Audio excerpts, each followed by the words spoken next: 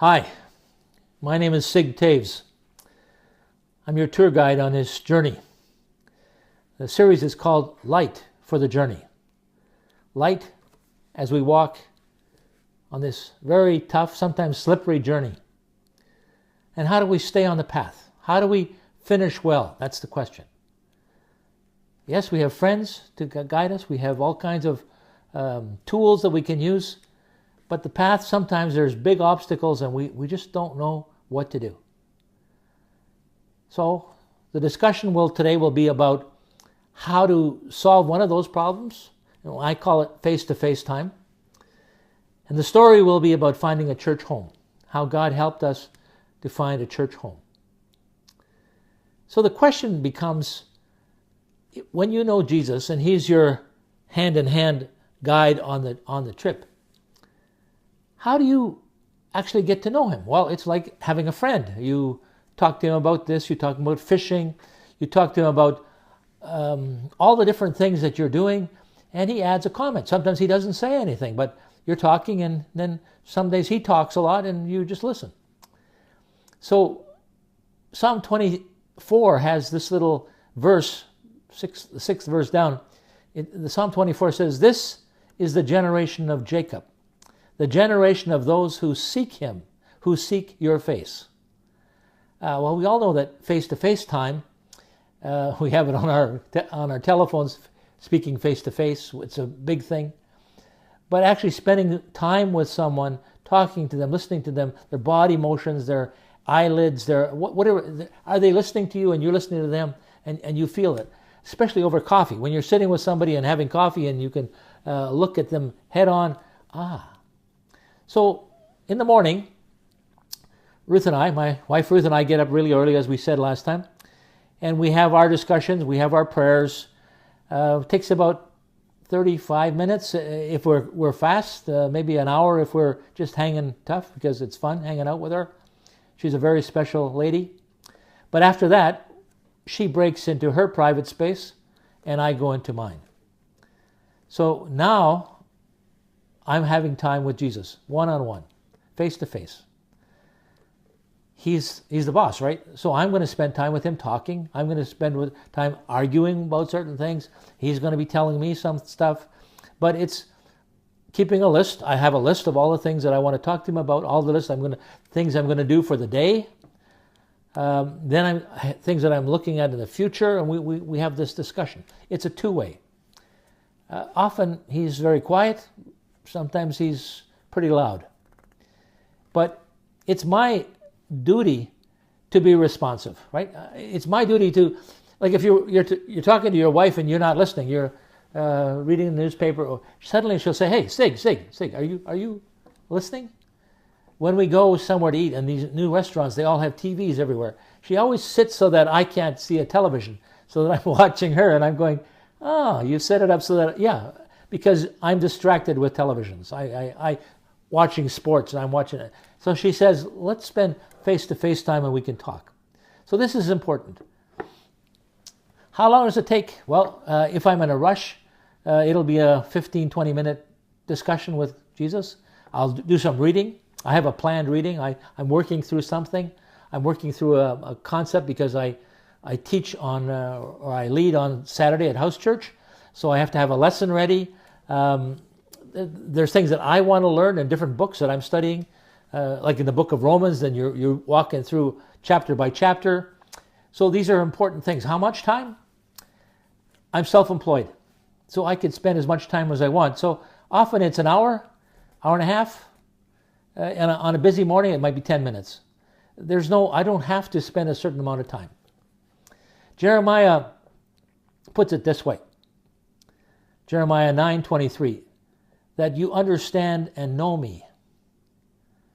Let not a wise man glory in his wisdom. Let not a mighty man glory in his might. Nor let the rich man glory in his riches. But let him who glories glory in this, that he understands and knows me, that I am the Lord, exercising loving kindness, judgment, and righteousness in the earth. For in these I delight, says the Lord. So the key here is who understands me. That means you got to spend time with the person.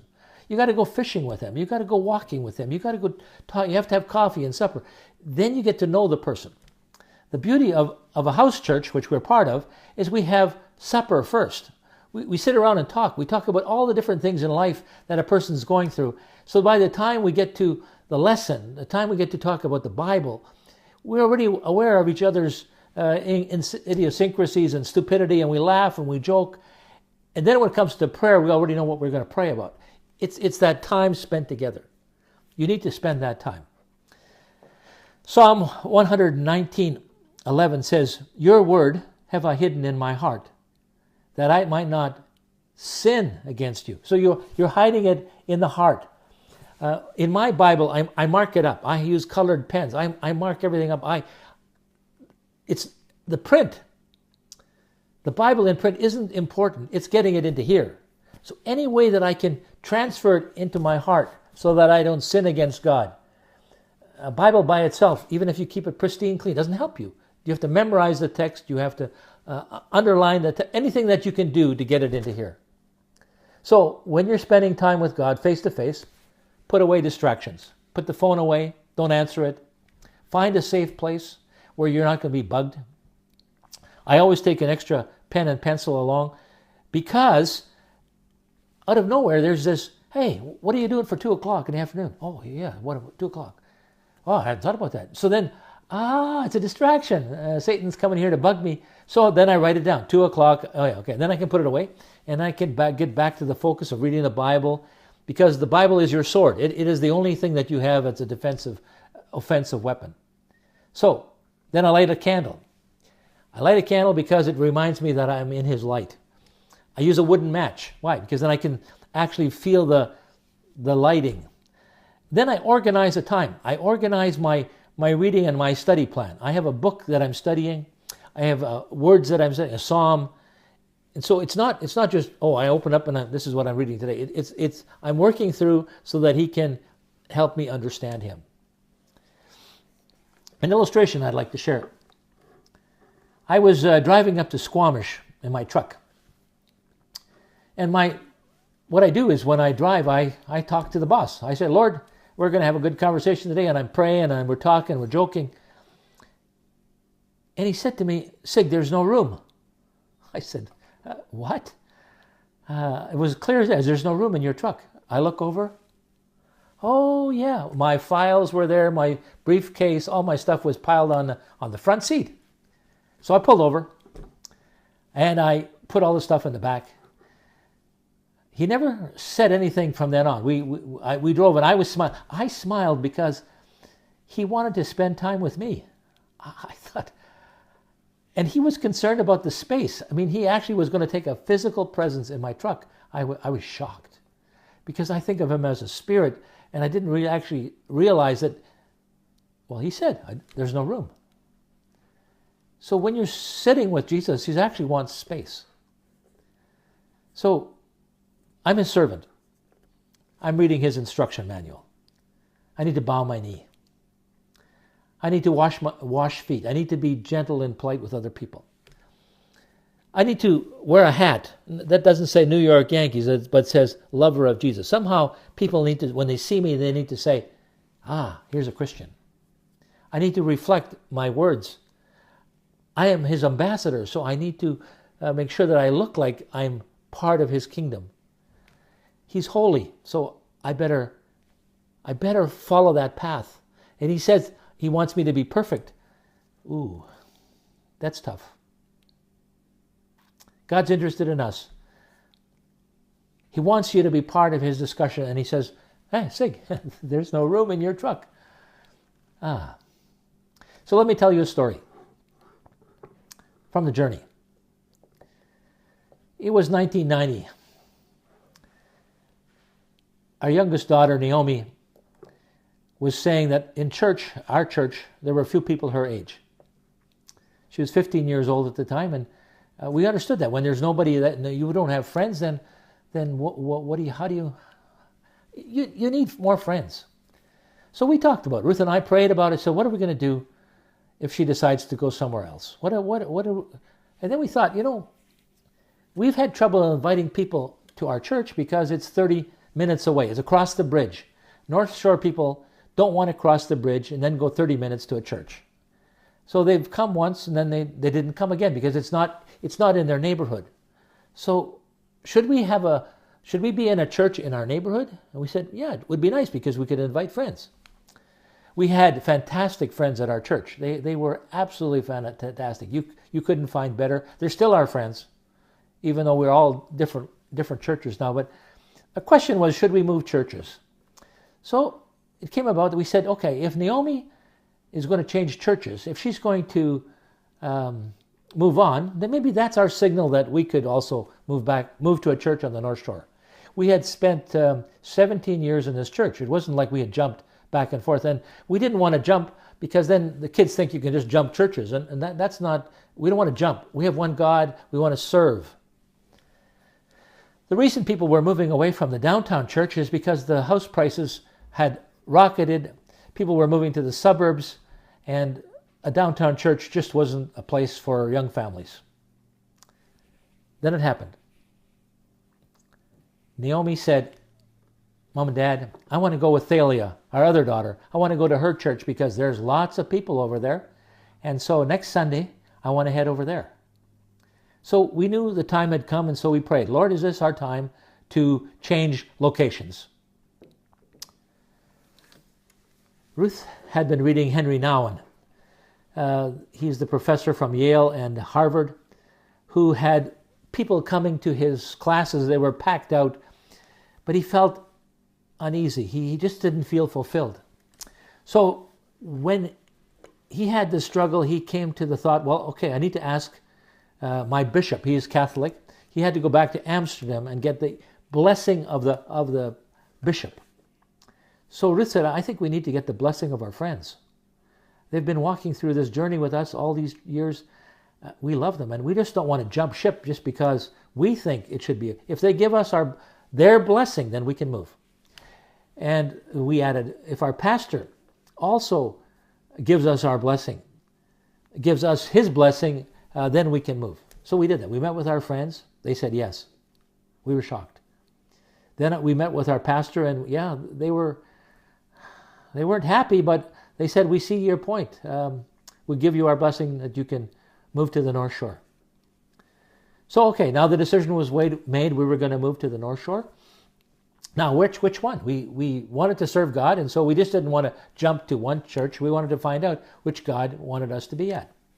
So we went from church to church to church, and after every church service, I would go to the front, talk to the pastor, say, how are you doing? Do you need help?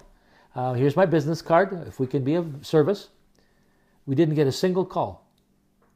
No one followed up. No pastor called us back. So we were, like after all these churches and no calls back, you're going, okay. Then Ruth said, Sig, I'd like to go to North Shore Alliance Church because there are lots of women there, and I would just really enjoy going to that church. My struggle was that I had been the architect of that church, and I didn't know if it was kosher to go to a church that you have designed. But what happened was, I said, Lord, I'm going to pray, and you show me which way to go. So Ruth said she was going, and I said, Lord, my problem is this. I don't want to go to a church where the men aren't on fire. And the reason I need men who are on fire, I need to grow. I don't want to stay flat, bottomed out. If there aren't men who are seeking your face, if there aren't men who are keen about serving, why do I want to go to this kind of a church? And okay, so I left it at that. So on Sunday I went with Ruth to North Shore Alliance, and I opened up the bulletin. I'm reading. There's nothing for men. What am I going to do? Halfway through the service, at the beginning, after the songs, a young man gets up and he has a special announcement. He says, on Tuesday night, there's going to be a men's worship service. I'm going, what? A men's worship service? We're meeting Tuesday night at the church. Any of you who are keen and interested, please come. Well, okay, I said that. So on Tuesday night, I showed up at the parking lot. I stayed in my car, so I wasn't the first in, and I wasn't going to be the last in. So I was going to sort of just meander in. But they're already singing. They're singing and they're praising God. And whoa, guitar going, and they were at it. Then after the worship part of the singing part, then the leader said, let's get on our knees. Huh? What? Let's get on our knees. Turn your chair around, put your face towards the chair, and let's get on our knees and pray. And they prayed. They prayed for people. They prayed for all kinds of things. Like they were on fire. I'm going, wow, this is a great group. Nobody ever told me about this group. Then when they were done, then there was a sermon and a discussion. It was very lively. It was fantastic. So after it was over, everybody gives me a hug. I understood there were lots of new people, so I didn't know that. But I got a hug, I got handshakes and invited back. Wow. So back in my car, I said, yes, Lord, you've spoken rather loudly. I was looking for a bunch of men on fire, and here it is. So, okay, I will also attend North Shore Alliance Church. So, if God is willing to answer your prayer about finding a church, I was wanting something that was on fire, and He answered that really loud. I didn't have to guess. God doesn't give you something, well, maybe if He's always blunt right at you, right in your face, and you go, okay. So if He's willing to answer that kind of prayer, and when you pray for someone's soul, if you're really interested in getting someone to know Christ, don't you think He's interested? Isn't that His number one priority? Absolutely. It's His number one. And He does these other things for us so that we can see His faithful. And then our other prayers just come on. So, let me conclude. Psalm 95, verse 6 says, O come, venite.